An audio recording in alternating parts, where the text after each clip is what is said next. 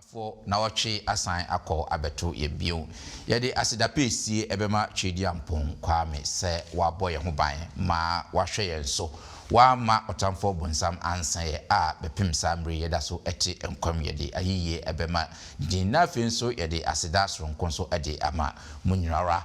kwete munyinara adwumadie anasa dusuan ni wusuan no se God's mission my mission onyankopon adwumadie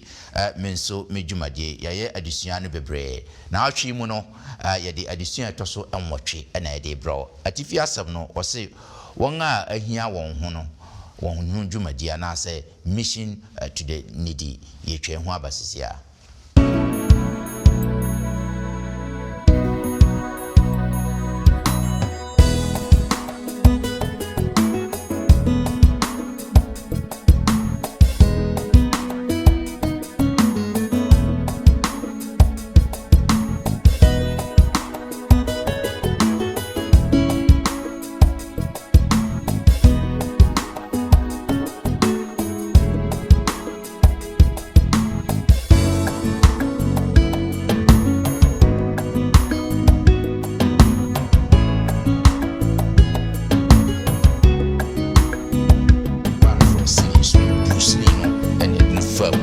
That there was no way. Yes. I was here now for sir.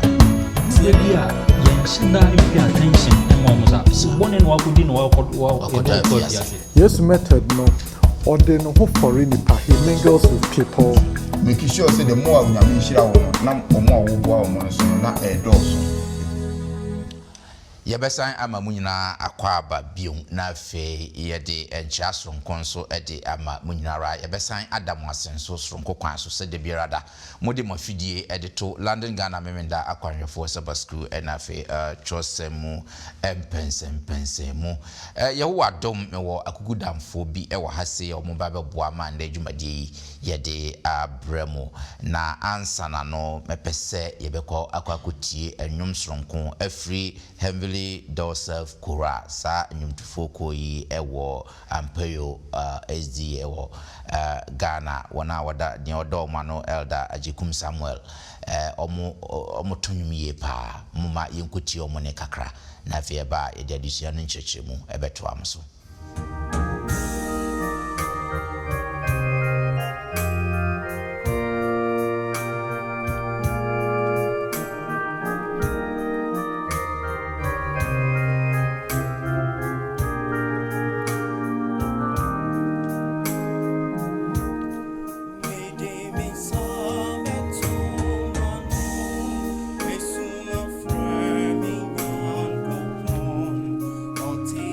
See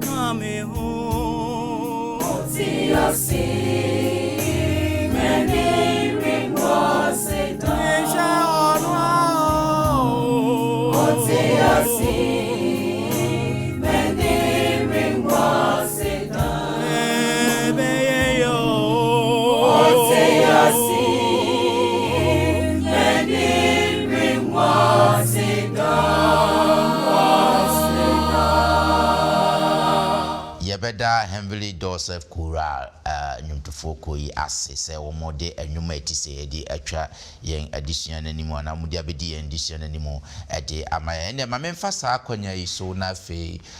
memfa na mabegwafo yi adi emfa nkyere mu na fe wia ya bompaye na yedi eti anu adisua enemu media musomfo Bismarck Mensa ene yeho adom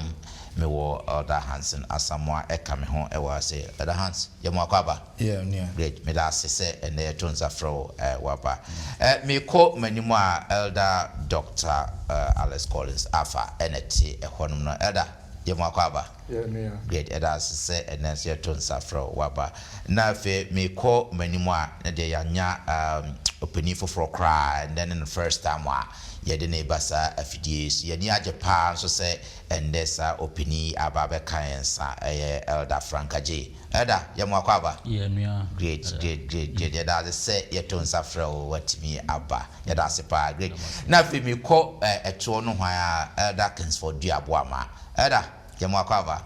Elder de se ne mo amotasho ne yene no ana adwumaje de biara yedi abusiafo babia obiara no ahodrase mu kata wani na mema ada ata emompaye emaye Yera Yesu ya dawase akwanya ode ama esi emesua ho nsem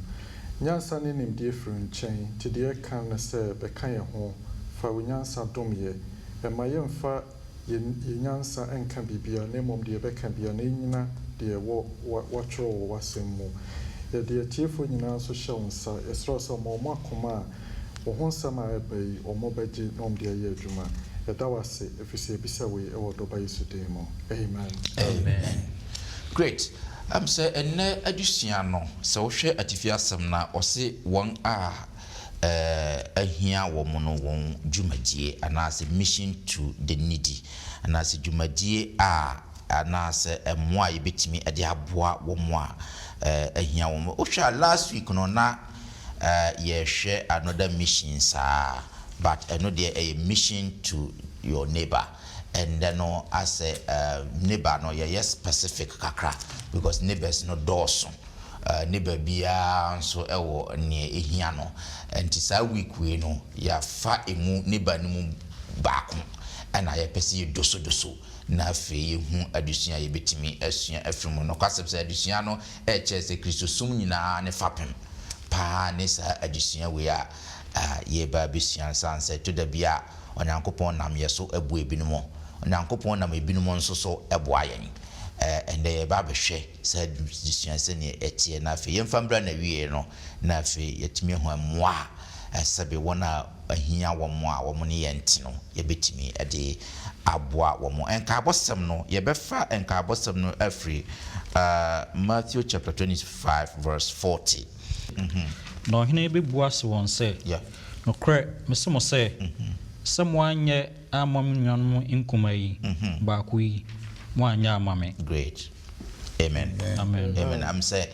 adusua no pompon so ana openi akan amaye na ye koyanim no adusua no ebeba mu na afei saasem we ya na ebegina so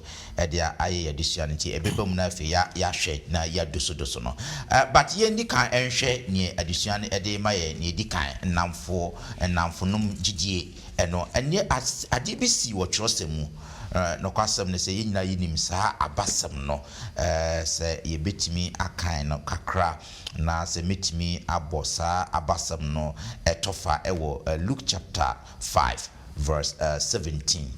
yina yinim se ne saa abasem no se ye betimi akan kakra bia se openi betimi abie Luke chapter 5 verse 17 no ade bana Luke chapter 5 verse 17 na ebasa da bia ochechefo no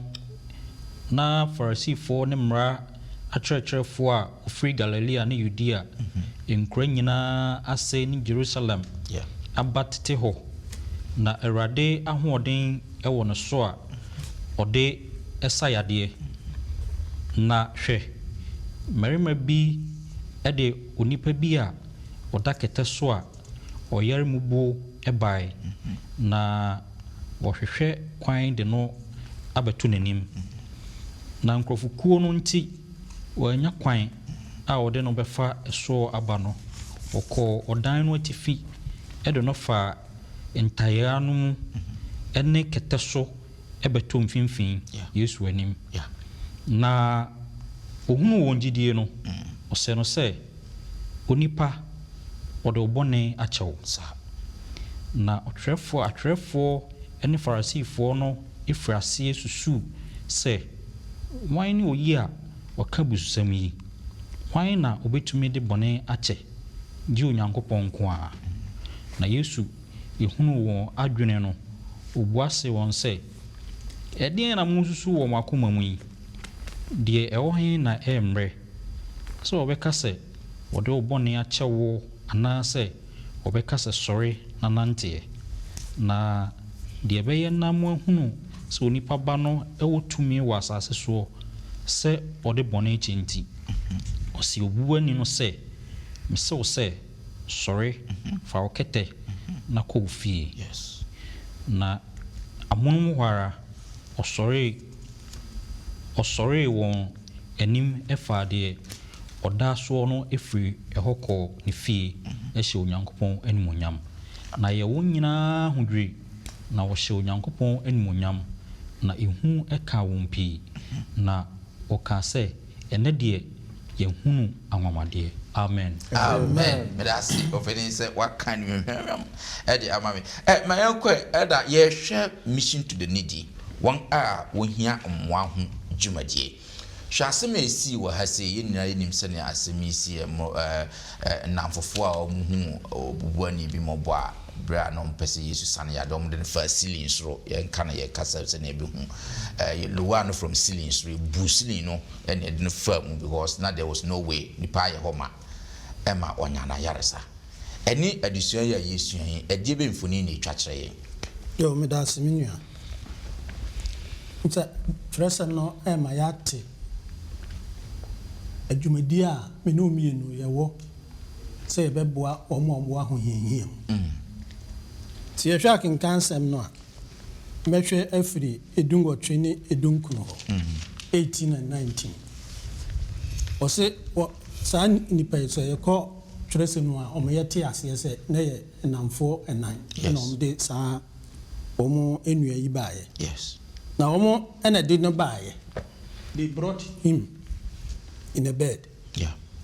ɛna wɔsa akyerɛ 18 wɔ sɛ ɔmo hwehwɛ kwan a ɔmo de no bɛba Kristo anim na ɔmo de no abɛto n'anim adentia because no ɔmo pɛ sɛ Kristo ɛsa ne yadeɛ yɛkɔ 17 wɔ a yɛsa akɔ back a wɔse na Nyankopɔn tumi no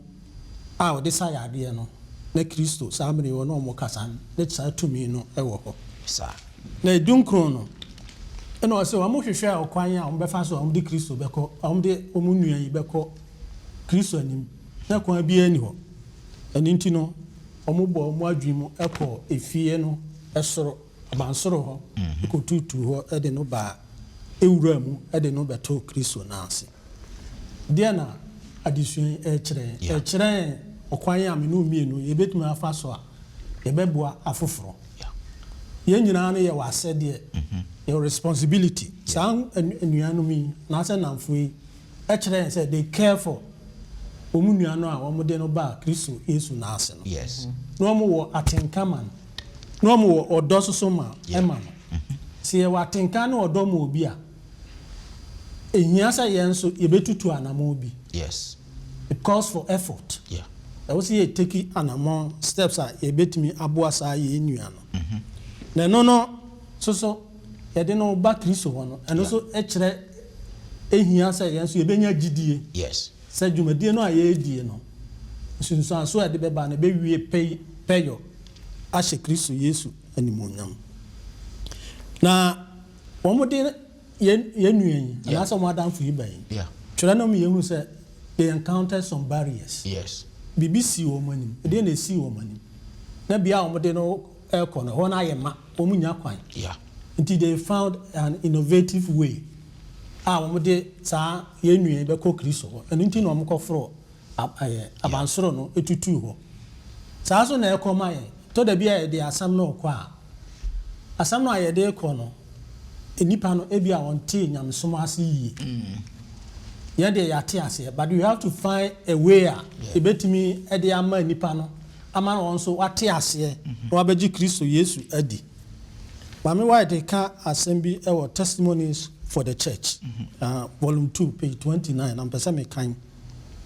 Was say me can brofum. Was say do not wait to be told your duty. Open your eyes and see who are around you. Make yourself acquainted with the helpless, afflicted, and needy. Yeah. Hide not yourself from them. Seek not to shut out their needs. That's right. See, if you're and I'm for a woman to be a no more, or you're helpless. Tomo for Aquania, almost bed, Faswa, Omode Ebebuano, Amawanyana Yarisa. To me, Bono Tofano. The addition extra minu me no near yeti and said. Obi a wo ahihia mu. Yes. I was here ne ye namfo. Sir. Se ne ye namfo a na afa yesua ahunu ahihia no a wo mu no de ne e wa yebetumi ayede aboa. You must to learn their needs. Tie ye hunu sa needs no. Yeah. Afa na yede no yedan. Ede no ba Kristo Yesu nchen. Ne prebebre no ye kwa ya no die nim no yede koma nipa no. Okay. So wa ahihia mu so mo a ho chiremu eno no nya ya asem esa ma ya dwuma no aye ye no entimi wie pay yo me da se pa why ade me da se wa cheche emusa ede amaye na che se yebetimi attend to the needy first of all no ye ni omonya rapport bi ye ntra se ni ombanya ayonkofa ye ni omonya ayonkofa na afi yetimi ehu omo hi ade no poten na afi yetimi attend to omo hi ade no me da se elder wa cheche musa ye nto aso na afi ye hwe Yesu Kristo akwankyere no se ne Yesu Kristo na akwankyere esitie in fact enema mienu na mepese ye behwe no ewase baako John chapter 5 verse 1 to 9 se ne Yesu Kristo okwan ofa so a wosan obia na oda Bersaba subro na no for 38 years onipa ya da hono sa Yesu Kristo drew hono onya na yaresa then secondly so back also Mark chapter 1 23 to 38 ya owura bi so na honhomfi ahyanoma in fact na Yesu Kristo ehye ne dwumadie na se ya abra yebo nasu na onam epona no no kofa Simon Peter ni nua Andrew oko animo okofa James na ono nua John na afi omuko Capernaum na afi oko se o hye ne dwumadie ase no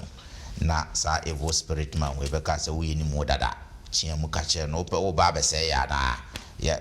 na Yesu Kristo tu sa homboni no efri sa papa yi mo great adusua ben ena ye fa afri sa ade ya Yesu Kristo eye o John 5:1 and 2 and Mark 1:23-28 yo but what the other boy ma kai no so won say onyame afre wo ma yadwuma o say yemfa dwumadie no nko mo omuhia mwa the needy but say ochrekere ni bia o ye good teacher no the one say so ma assignment a odi kan ye demonstration that's right and Jesus efa case studies me no e de kire e kwan e be fa so e be hu omo a omuhia mwa no ene kwan a ye nya no eno na waka e wo John 5 verse 1 to 9 and a Mark no ye hwe John no John 5 e kire say John shas ye say na program BSc e wo Jerusalem until there was a big program at Jerusalem and on that attract nipa bibre mo ko Jerusalem including Jesus Tiamfa say London e bia program bi course wa London Ghana and until general conference president aba London na until wa baha e ba program ne bi and a John kire say wo Jerusalem honso na market bi wo ho mo ton nwan a enye venue na program no si ye no na sa market no nsuo bi da ho na nsuo no omo yare all kind of illness and omo da sa nsuo no ho na the enti da ho ne say at some point in time no Onyankopon soma obofo mo be hunu nsuo no so hunu nsuo no a wa obedi kan atom no wo nya wa yare sa enti hwe ne say yo Jesus ko Jerusalem because he will program ho program no e wo different place yes ena babia omo yare da ho I say hospital yes but den ena Jesus a wako program e ko pie wo hospital ho that's right or my case study or say Jesus ekopie baby a omo yare no egu na ho no hu abrantie bi na abrantie na yare for 38 years and Jesus any abrantie ni din komo enti oni ni din komo na ofa so esa abrantie no yare. That's the first case study. The second case study, no, and so you Mark 1:23 to 28. That's right. And also, yes, or he found himself in the synagogues. Or quite sorry. Or quite sorry, no. You're quite sorry, once botea woko, me kosumnya, me kotonyo, me kosiansa school, me koye we say. But quite no, na branch be. Fin a word so, a was sorrow. And Jesus approach your branch and on Indian como, no sunny area. And Tiadiciano Chere say, yes, now one my Jumano, on one my case study. Say, Quaya, ye bet my minister to the need and say, dear Dicai, a so need in a you must mingle with the needies. Sanka yes to etna program no asia. Enka babia need no one branch na wa yare 38 no omo yare nko na da ho yes nso na onyare wow nti o ka se program ya ma Jerusalem no nko na me focus wa na onko ha ka there's nowhere so benya interaction to the first so person use Jesus method the first thing say so mingle so interact with more here and more yare no or you do ma gu baabi nti ye be fa ne se bia hospitals so uko hospital uko baabi a rehab centers uko baabi a people who are struggling and battling with sin or ye needy sheltered home ho na obetime ehu sankofo no so to fear anya de obehu omo that's the first method the second process ne say Jesus call hono o show sympathy onya tema emo. That's right. Wow. Enti first one mingle with them na wonya tema mo. Then the second ne say wonya tema no eno bema wonya bibi aba mu say sa ohawa ni pe komi meboa no. Then he moved to the third stage say or boa nipa no. Na wa boa nipa na relieve nipa na free physical way or go through no. Then nani pano enya Yesu mo confidence. So oh Yesu ye ni papa because obaye na me yare no oje me. Obaye ahonfin ewo me so no osa ahonfin ni free me wo. Obaye akom dem no o ma maduane. So onya confidence na ansa ena wakase there was something bigger beyond the medema no and on nkwaje nti Yesu method no that is what we should use. Let's mingle with people mingle with them let's show sympathy yenya empathy manipa na ye minister to people's physical needs esa ombenya confidence in us ani akachro mo say there is something bigger than the edema mono ya so mo nsane e de omako Yesu nche great yento aso na fe yenhwe atukotenafo ne akwantufo nso se ne omo nso omo de no esu etie trosam na aka ho nsem bebre na atukotena nso de yenim se ne esitienze de de abu immigration se for Yesu Kristo na akasa ye atukotena bra ye ko wo no ne epona akuno no na was Ebine yensu yetiti he. Ebinsu na ye na ka ya ba me na run down. Me di free no wana ba me di aba me ebinsu na ye titi ate na ye tikotena fo. Enti ebi de betimi aye economic ebi aye ba na be ya be bibi na di aboa yesu yenu anom ne ade ebinsu de na ye otapa ebi aye be ku omo ye pe omo aku omo ene ade Yesu Kristo de ni se na Herod be makuno. Tina wase omudwane ko Egypt kakra amani huna wase tukotena ko fo ko hunu omu nyina so omu hunu bi yenna yennim se ne tukotena ne akwantu mu ohoye se ne oye hoho bi manso ase ne esitie great omu nyina so ka neighbors no ho na omu nyina so at a point in time no omu nso omu ye needy intino yebebo mo ye mamembra at the Hanson so but before then no I think say Deuteronomy and Psalms and I think Leviticus amaye enema bia ye nhwe so ye ndi kan no kakra na fe membra opening Hanson so na on share senior sa mfoni a etwa kire in terms of senior ye treat such people say eba first of all Deuteronomy chapter 10 verse 19 Enti monno ahoho if we say moye ahoho Misraim asase so great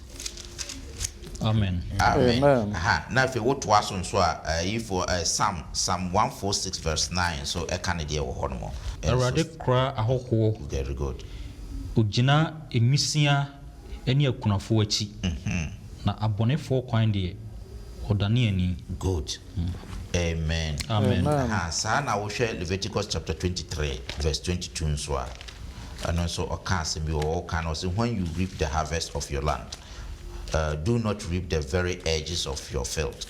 or gather the gleaning of your harvest. Leave them for the poor and for the foreigner residing among you. I am the Lord your God. Your patcher and says, Muchamu no baena, Mumucham quasia and Chadina, Munyabi, Emma Ahone Tukotna, any sabi wonga when he omono, omonemo etina me, mini irade munyapon. I had a ans Tukotna, any a contu. Any ahoye and a face, sir, and more was said the boy, and once I'm at the same. Many amedase, Sunny and penny for any can come. See a betty, we are see here, and say a hunu additional, we are now. So we shall all through the weeks, especially last week, or my your neighbor, into your can neighbor or candy pebia. And I want to run it down and this week I might say you feel the needy. Yeah. It Yakas will be a needy. The word needy no a normal be Ubi or spiritual need, and Ubi or physical need, who name when I tell you so. Ubi or psychological and social need, Ubi or new be called Casano. Yeah. Needs. It is a you bet me a missioner, some crew for here and here, as I say. It me a more here dear. One of the greatest needs and in this 21st century inka we asia ko nanimu ya yesi yetimi akoye nimu ya inka yesi ye kan ho asem kese eno mbomu na sisi aye kese no refugees ene immigrants. Yes. Na mamemfa minchemu mienu no enti ye kan refugees a refugee ene obi a enam se bibi asi wo ne man ana ni kura wotimu enti wotu afiri ho na wakobo ne ho ban ewo oman foforo ana kuro foforo so enye nka enye ne peno no na nso akoho enti in refugee ade no de mostly na ya ekon ene ebia ekom kese bia ekum nipa na edi nipa koho the persecution obi o ha na o Christiani ana o Buddhist ana o Muslim ana o whatever religion by religious means wa be refugee because you tied in crew for no e wo ba bia wo no ebi on so ana okun asi ti se na ye kan Gaza Strip ene Israel ene we Ukraine ene Russia world wars ahodo ni nyina the refugees ba na ye ba immigration there immigrants it started from Adam time. Say a nipa to free baby a wo eko baby for any reason all refugees become immigrants at some point, but not all immigrants are refugees. Eti o free baby a wo Nyankopon ma Cain free baby no wo no ordinary efie east obey immigrant. Whatever nipa na spread ko ho ni nyina no sa na be ye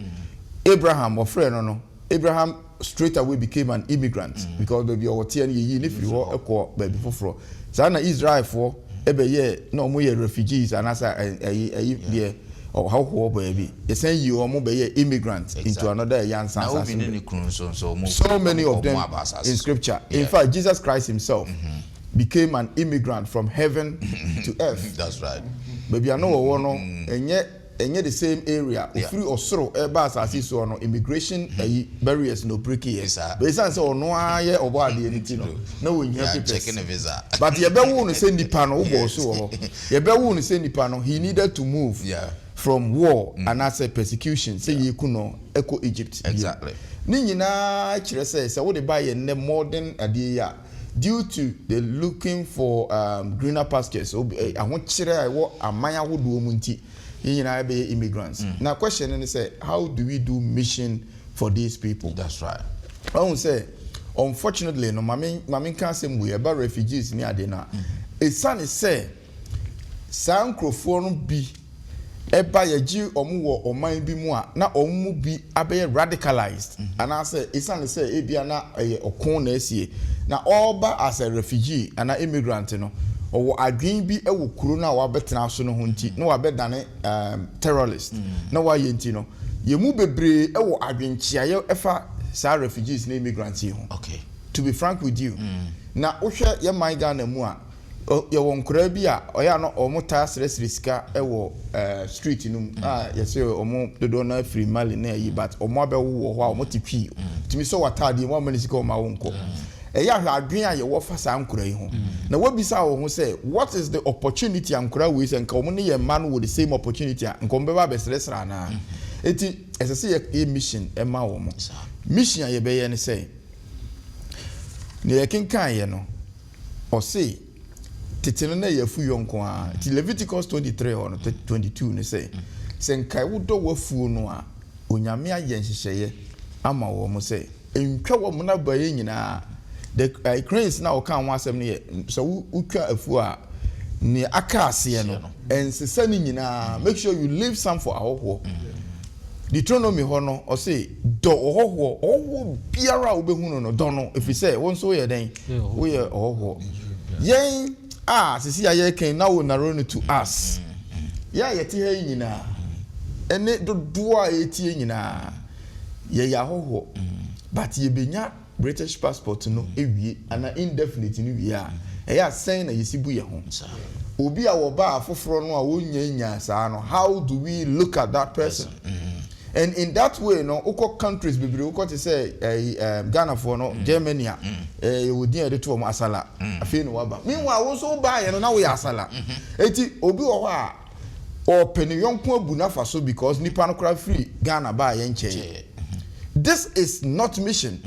meme da kwanhweni ana say Kristo ni anyame de mission ahye won sa ni opesa o kire wo ne say whoever you see why you stranded why you refugee yenye refugee mission SD for your refugee mission wo you want penifo mo call refugees camps ahodo eko Kenya mesem but untimi nkokaze Yesu do na unsan wachi you need to do what the previous one the kai mini ase wo ha na obi abeto na ne ho akire no na o pe ba bia ya adwuma se ne bia ne ho behin han no a eya susubu nipa ne fa so if you say enu ne Kenya mesem unim say ya sorry Elipa efri Ghana abandodo no a efra omo se omo aba mu ni bebre nya Adventist o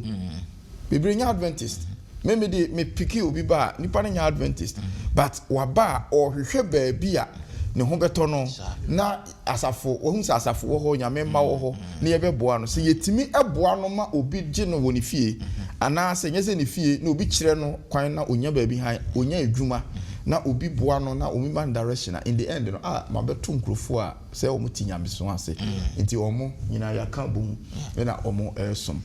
this helps us to understand the a new home film so your hoho ye nyina ya hoho na ye boaboa ye ho ewo osum a na ema nyame asem no eko ye na ya dodo na ye tabu obi oye hoho fa so too much na ebi nso ho a past experience nti emwaye maye nya hohoye if you say obi ho a oji obi free baby if Nigeria if Ghana if whatever ewo ni fie kura kwa nipa no akide ono ne nkasa biem because of experience bia wanya mo maye mfa ye past experience ensi mission no kwan say obi ye obi a enjese nipa nyina sa no motie don't generalize but help any person if it's a stranger bia ohuno no wonso we stranger Yesu nso a stranger na ohia se yebeboa afront me da se opening Hansen me da se se ne wa cheche mu na so do question se akuafo no de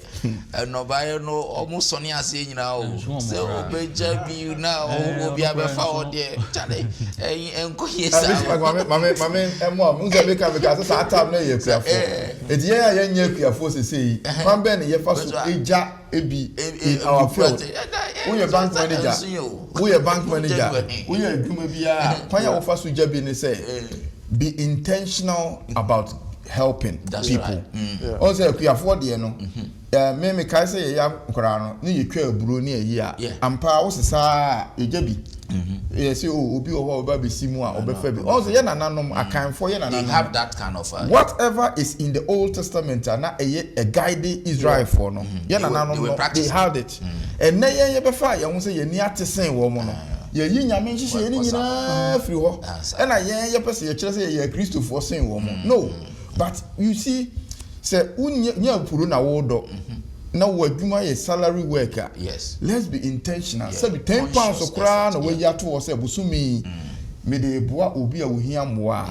Enka Tenka ye collection nso ye ma na ye du aba asafunu. Ena nka ye nyina ya asafunu e busu say ye ya. Nka ye betimi nso ene asafunu aye say with all the we are given no. Yemfa bi moa ahoho ene omo hia moa.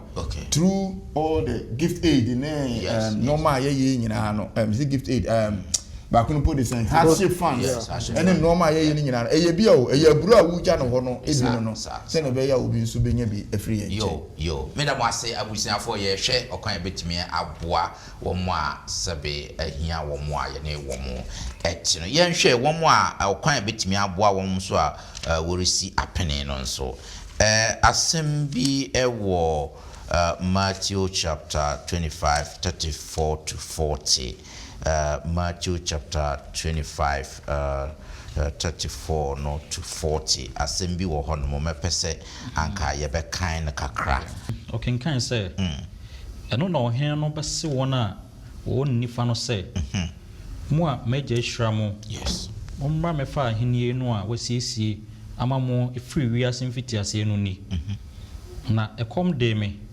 na mo mam bibidi na sukom de me na mo mam nsuo no me me ye hoho yes na mo fa me ko mo fie yes me da daja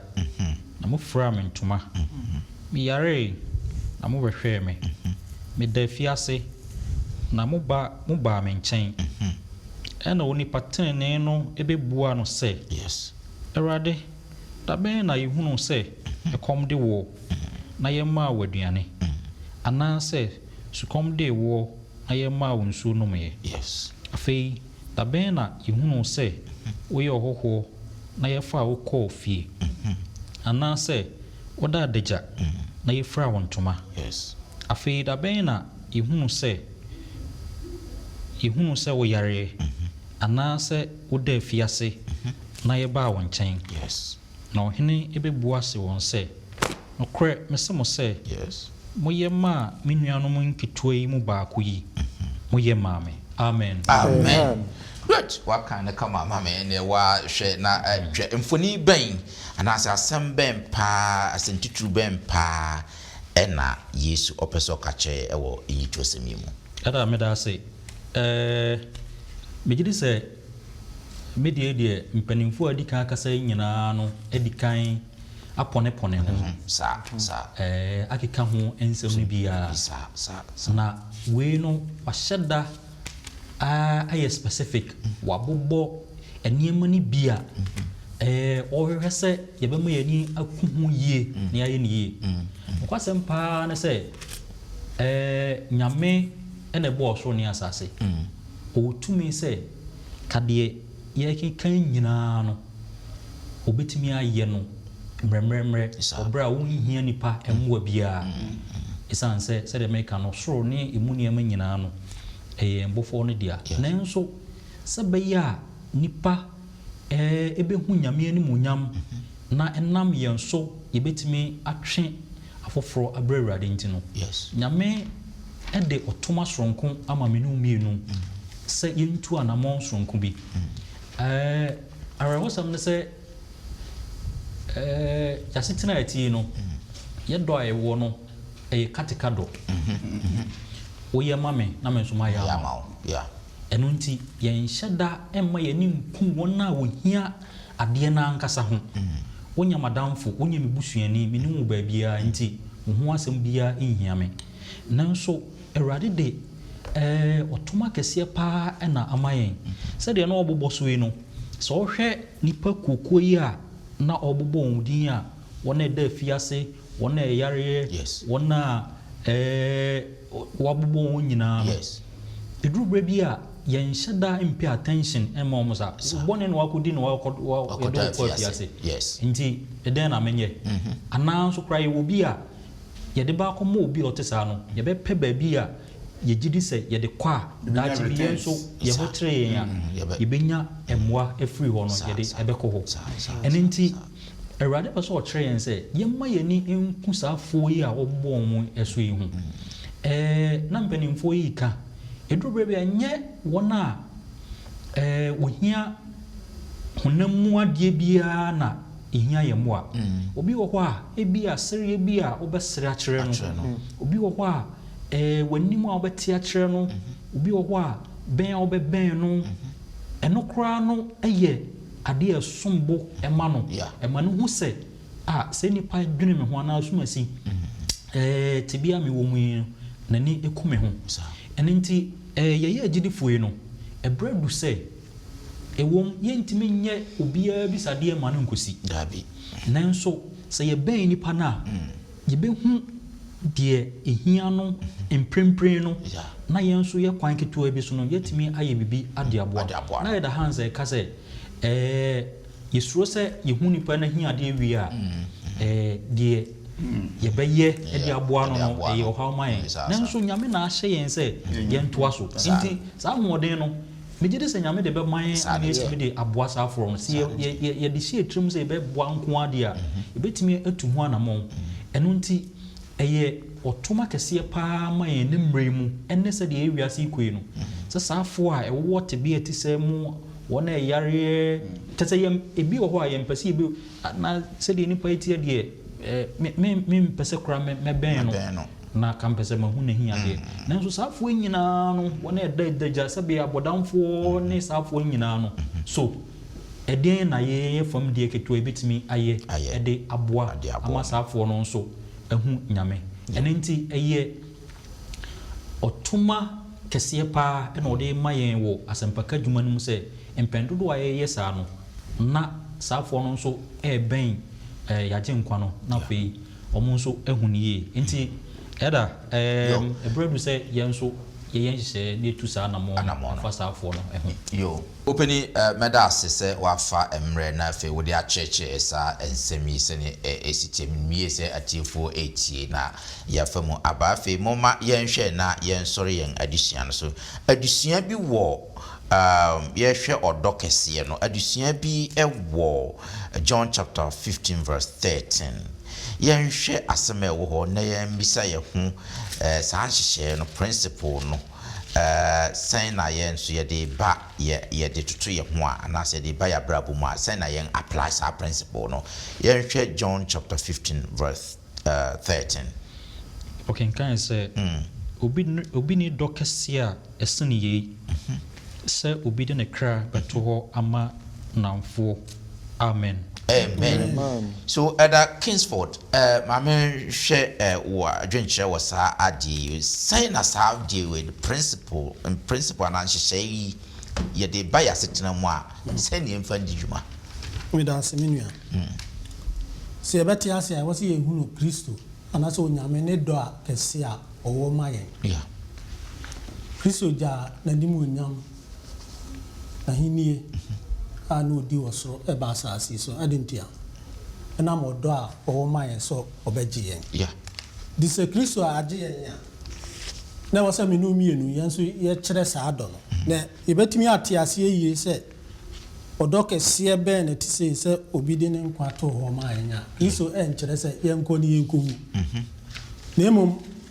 ye hwe abrabo a obebo no wasase so the ministry obeye no Kristo always seek the needy.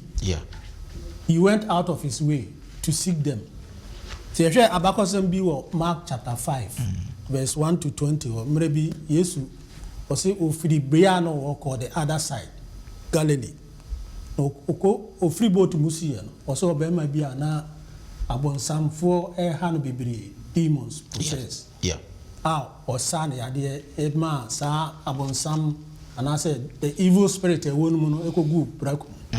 Jesus went out of his way to go to the other side. That's right. Now, no, and near Jew for a land. It was a Gentile land.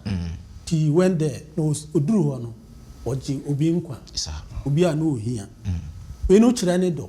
ogya na hini ba asase so asase so dwumadi obedi ye ne nyinaa na yɛ mfato ho a ɔde ma yɛ nti deɛ betumi asua free mu ne sɛ yɛn so yɛ minister to the needy ɔmo ɔmo aho yɛhia mu first of all ɛwɔ sɛ yɛtie wɔn we have to listen to them deɛ ɛtɔ so bi yɛtie wɔn no wɔ sɛ yɛboa wɔn efisɛ sɛ wodɔ obi a na wɔwɔ aho yɛhia mu a wobɛdɔ no na afei yɛ encourage wɔn wie a ne yɛde wɔn aba Kristo Yesu anim na deɛ yɛka ne nyinaa no it needs a spirit of sacrifice. That's right. ɛno na ɛtɔ da bi a yɛn nyinaa no we don't want to sacrifice sacrifice your time your effort your resources na sɛ yɛbɛte aseɛ na yɛagye adi sɛ Kristo dɔ no a obɛwu de gyee me no ɛmu odu sei a adɛnti na ɛnni sɛ me so me go out of my way to help others na me so me wɔ ɔmo te bia mu ebi a na nyɛ sika asɛm nanso na yɛ owua asɛm kɔso na bɔne adokoro me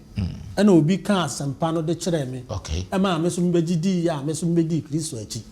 de saa mmerɛ wo so nua bi wɔ saa te bia no mu a ɛdeɛ na ɛwɔ sɛ woyɛ ma no ɛwɔ sɛ saa wɔdɔ no ɛna ɛwɔ sɛ yɛde kyerɛ na afei yɛkɔ afoforɔ hɔ na yɛtwe wɔn ba Kristo Yesu nkyɛn yo medase sɛ yɛde sua no aha sɛ na yɛde twere mɛma obiara sima baako na afei wɔde atu abusuafoɔ in terms of adesua yɛsu nti ma menhyɛ asɛm firi dog hɔ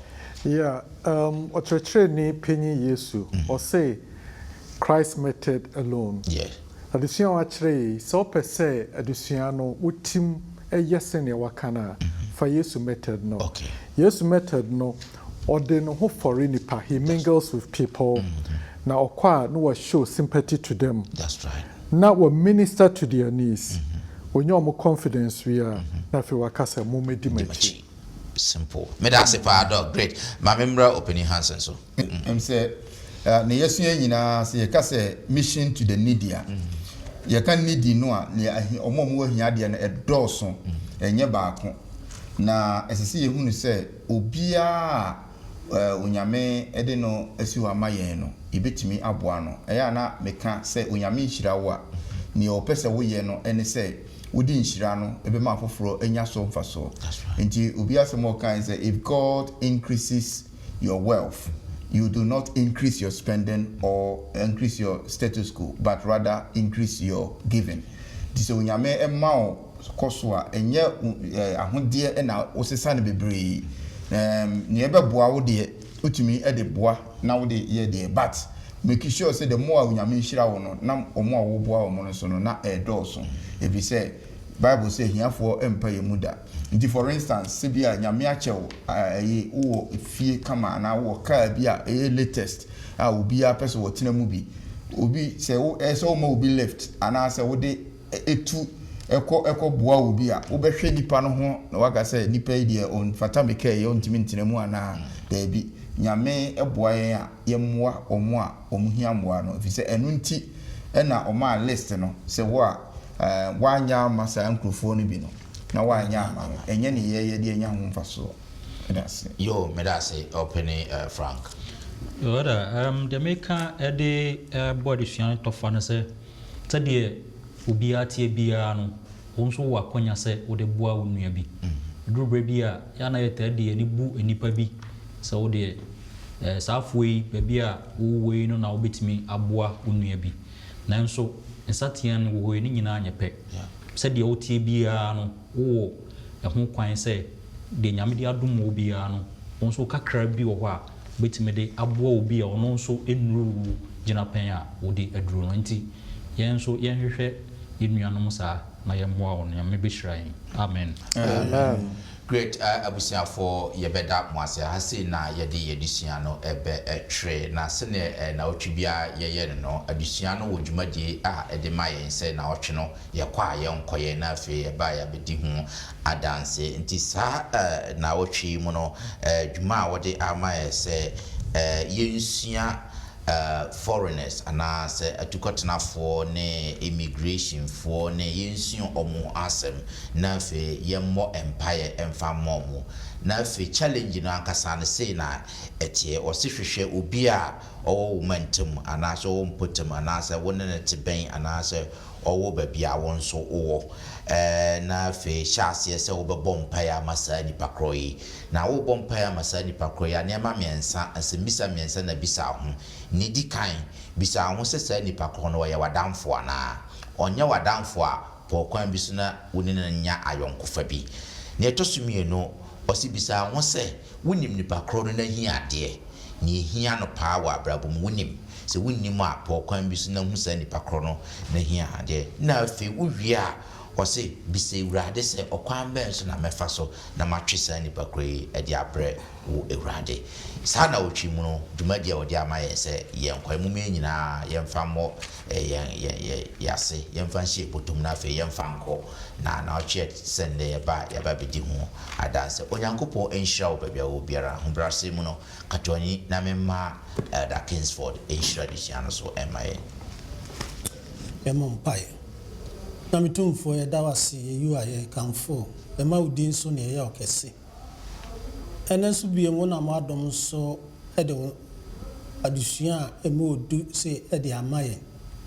okwan ya befa so na afi wo mo amwo ahoyehia mu ye no mo aben wo mo ne no ma ya namfo ya bo mo hia die mu na afi ya kire mo kwan e de wo ma ba won che Sajumadi betima ya just all the home concron to me no kaya. Tia so se boy. Yesua wasemi emfa semi enye woyo. Ma wasemi ntraye mu na dada nyinara no entutu anamon. Ye mu afoforo. Enu nyina nka mum emra wanim. Na wo ba. Ye nyina so enya chefa wa hinike a wasisi amama. We ni empai bo we ni adesre ene e wo doba Yesu Kristo dim. Amen. Amen.